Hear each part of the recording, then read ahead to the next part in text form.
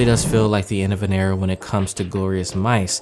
Feels like the old chapter is closing and a new one is about to begin for the next generation of their mice. Now, people thought I was over-exaggerating in my Model D wireless review by saying that the minuses should come out at the same time as their bigger brother.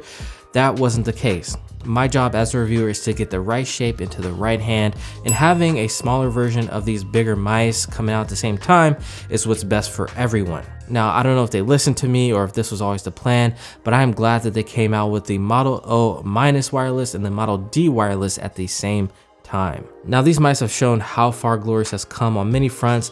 They battled a lot of QC issues and a reputation that came from that, and that really plagued their mice, but now they battled back with some pretty impressive mice. Now, the Model O wireless, I'm not gonna lie to you guys, that was probably the worst release for me in terms of what they sent me. I got 4 of them and all 4 broke. I don't have any Model O minuses at the moment. All of my copies had loose buttons, one even fell in and it just stopped clicking. The sides would have a bunch of side flex. It was just a mess. But I'm happy to report both the Model O- and the Model D wireless are both up to par. The structural integrity is way better than their predecessors. They feel like solid mice. I just want to address that first and foremost because I know that's going to be at the forefront of people's mind when it comes to glorious mice is the QC. Both of these are $80, which is absurd when you look at the market. The Superlight is going for $150. The Razer Viper Ultimate is going for about $130 to $150, sometimes going down to $100, but even then it's still $20 more than this mouse, so you're getting an insane value with the glorious mice as always. Now, the design keeps that same classic RGB design. The white one shines bright like a diamond when the RGB is on and reflecting. Both have the DPI indicators on the bottom side. The buttons are slightly bigger on the D-, very reminiscent of the EC2 from Zowie. Both are pretty tough to press in, a little bit of pre-travel there. That's the one area Glorious has stayed pretty consistent in, but haven't improved on significantly. I love to see a lighter side button with less pre-travel. Now, both of these lose the cord and gain a USB-C port at the front. Comes with a dongle and a Ascend V2 cable when you need to charge it. The Ascend V2 cable has stood the test of time. I really like it. It's fluid, it's thin, and when you press against it, it doesn't fight back. Now, the PTFE feet are nice and buttery, and they add that customary 2 bigger slab feet in the box if you want even more glide by increasing the size of the foot on the bottom of the mouse. Personally, I prefer the 4 to the 2, but it's all personal preference, and I like that they give you the option of choosing between the 2. So for the weight, I'm a little bit confused here. I don't know if it's just me. Hear me out. The Model D- went down a gram, right, from the original wired version. The Model O- went up 7 grams from the original version. Huh? The Model O- only comes out 2 grams less than the Model O, despite the O shell being noticeably bigger. I'm really confused. The D feels more balanced than the Model O-, and the Model O- feels a little bit front heavy. Now, I'm assuming this comes from more on the sidewalls to give it more structural integrity, so the weight of it went up to kind of decrease the quality control issues that they had. So it's a give and take here. Now, as for the shape, if you like the D but it was a little bit too big, go with the D-. If you like the O but it was a little bit too big, go with the O-. Easy enough, right? My hands are 19 by 8.5 centimeters, and I consider my hands medium, and I prefer both of these over their bigger brother in terms of control. I find I get way more with these. Aiming just feels way more effortless with these. The Model O- is really low profile. Personally, I find the butt a bit too flat to control comfortably with claw grip. Feels like your palm starts to slide up the mouse.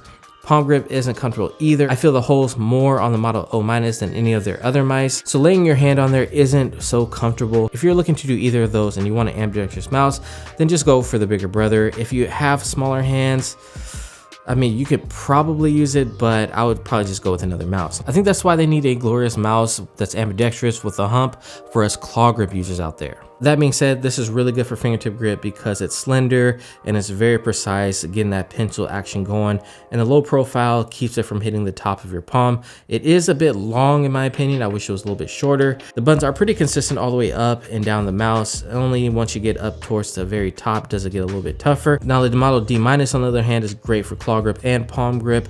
Way more comfortable for me than the D. Feels great in the hand. Holes don't seem to bother me as much as the Model O-. If you have medium or small hands, both of these mice will work well. And since this is kind of like the end of an era, you know, we got to do the old sound test, right? We got to hold it up. We got to do the oh yeah thing. So here's the scroll wheel. Awkwardly stare into the camera. Side buttons. Mouse 1 and 2. Scroll button, scroll wheel. DPI button. Oh yeah. Should we do the Model D minus? Here's the mouse 1 and 2.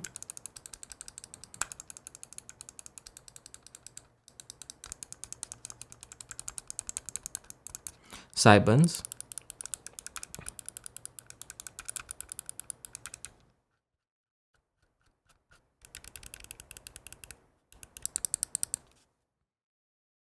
Oh yeah. The battery life is stated as 71 hours. This is gonna be very similar to the Razer Viper Ultimate, which is 70, and the Super Light, which is 70 as well.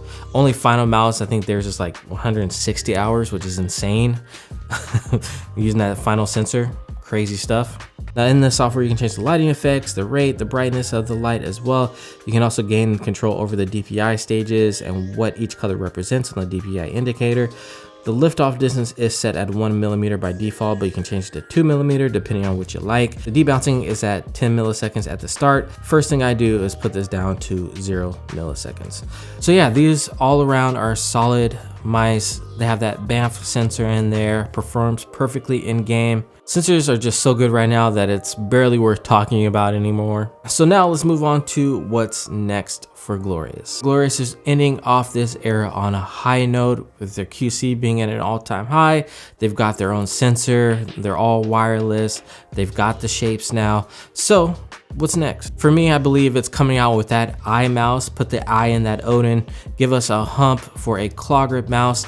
And I would actually skip over a wired version. I would just do wireless right off the back. You have the technology. The wireless is good enough at this point. Why not? I love to see Glorious pump some money into making a magnesium mouse because the $190 that is charged by Final Mouse is pretty absurd, but it's justified because nobody else can do that weight, can use those materials, and can just do that wireless like they're doing it right now.